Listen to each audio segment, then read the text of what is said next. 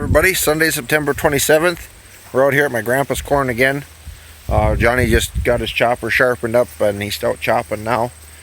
So I'm not sure if I'm going to be chopping or hauling wagons. I brought my two Badger wagons over here. He's got a, where is it? He's got a 970 Gale wagon over here. That's his, and then he's got one other one. He might actually have two more, I'm not sure. He's bringing both, but anyway. It's about, his farm's about a mile if you go cross country, but we can't go that way, so it's probably 5 miles to get there going around. So it's nice to have plenty of wagons because we'll be able to fill them faster than we can get them there and unloaded. So anyway, that's what we're doing now. I'll try to get some footage of this for you, and hopefully it goes good. Get this done.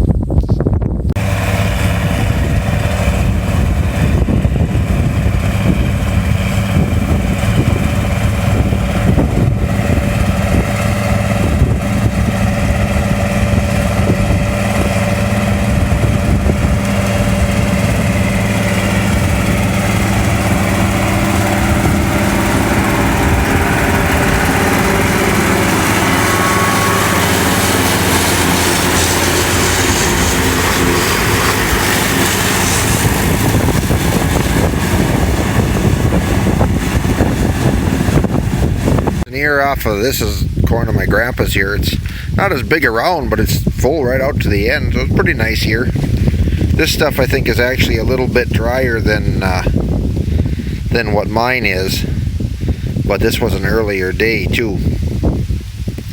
But I know we had a few comments on why we weren't picking this, and he usually sells it anyway, whether he picks it or, and this stuff he was worried that this one doesn't look too bad, but that some of this, because we got the frost earlier than we wanted, that it might not get dry enough to pick, or might not have been far enough along, I should say. And also I don't have that picker together yet either, so that was kind of another reason. And Johnny here, he needed silage, so it didn't really matter to my grandpa either way whether he picked it or made silage out of it. So so that's kind of why we were chopping it this year instead of picking it. But maybe next year, if I can get that picker back together, we might have some picking to do. I kind of wanted to have some this year to video that uni picking, but we'll have to wait till next year on that, I guess. But anyway, we just keep plugging away here. This field's about 16 acres, so it's not huge, but it'll be a nice piece. Alright, just trucking loads back and forth. Johnny's still chopping, so I haven't really gotten much chopping footage today, but I believe he's chopping on load 8 right now, so this would be load 7 we're hauling, so we're not doing too bad there. I don't know, we're maybe half done with that piece, so it's clipping along pretty good. But yeah, I've just been hauling steady back and forth, so we'll keep on trucking. Everybody, Monday, September 28th, just up here I'm going to green chop a load for the cows. And then Johnny's nephew, he's chopping on my grandpa's corn now, filling them wagons.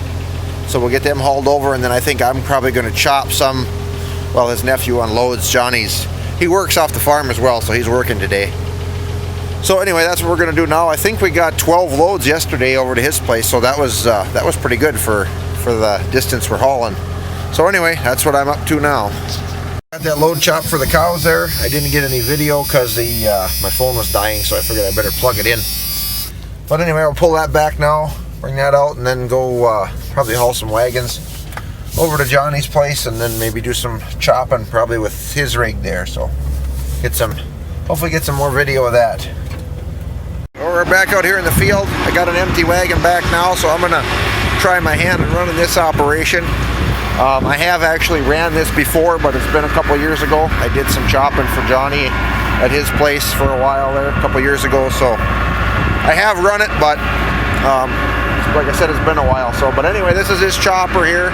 This is a New Holland 900. It's kind of the big brother to my 790, higher capacity. This one does have a kernel processor on it. That's what this is here. There's a roller under each one of these. Their knives are here.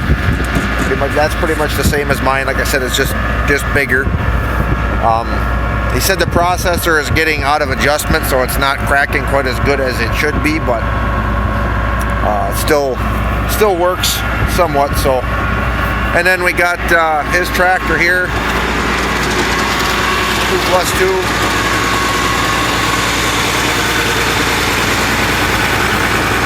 And seems to run it pretty good. Like I said, I chopped with it at his place. It was pretty muddy. We used this. That was nice to have for that. We're not dealing with any mud here, but they take a little bit of getting used to because they steer in the center, so it moves your chopper a little bit different. But once you get used to them, they're all right. So anyway, I'm going to get hooked up to the wagon here and see what we can do.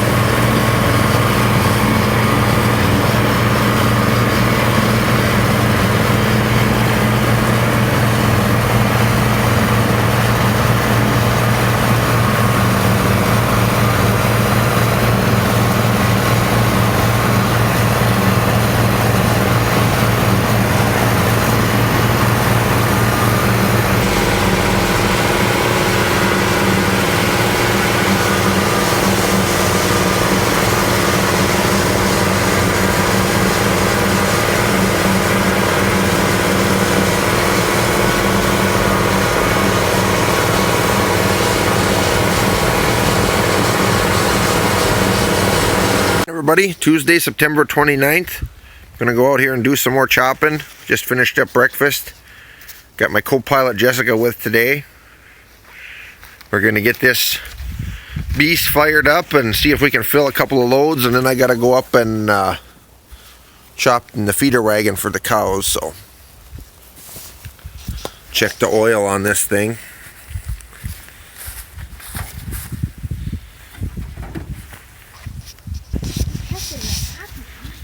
Alright. Open the hood up here, check the oil. That's cool.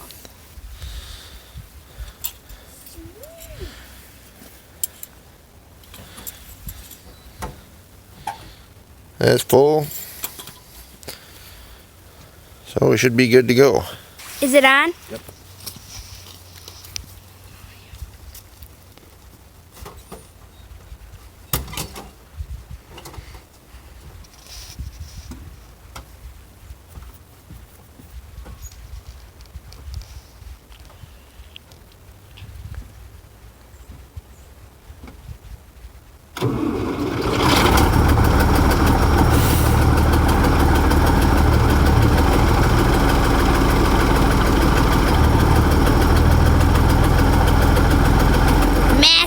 Beast.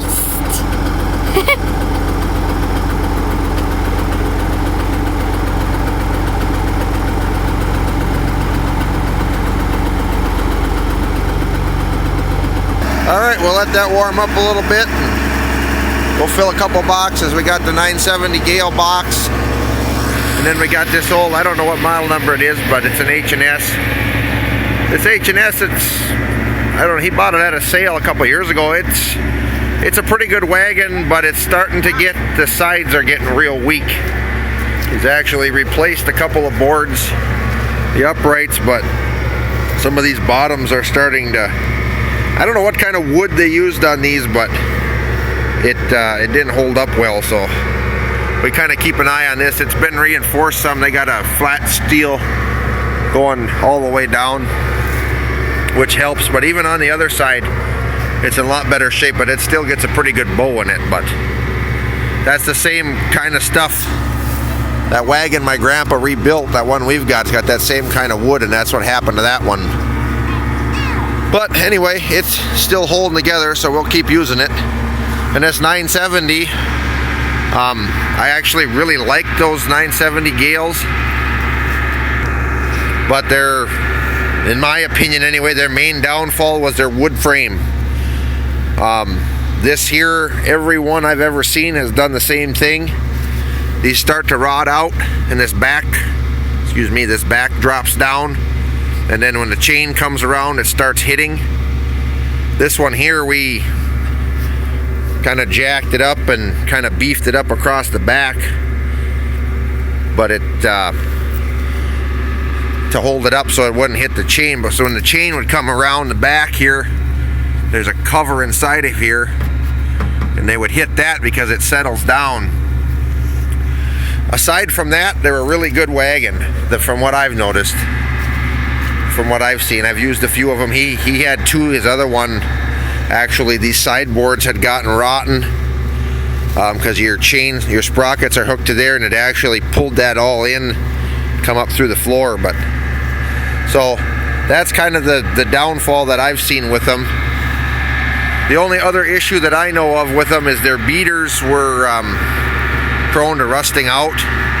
But he actually found a place in Wisconsin that makes replacement beaters for these that are sealed, so they can't get stuff in them. They're way heavier built, so that's kind of nice for that. But otherwise, they are a really nice wagon. Like I said, if they would have put a metal frame under there, they would have been a really awesome wagon. But anyway, we're going to get started here and see if we can fill these up.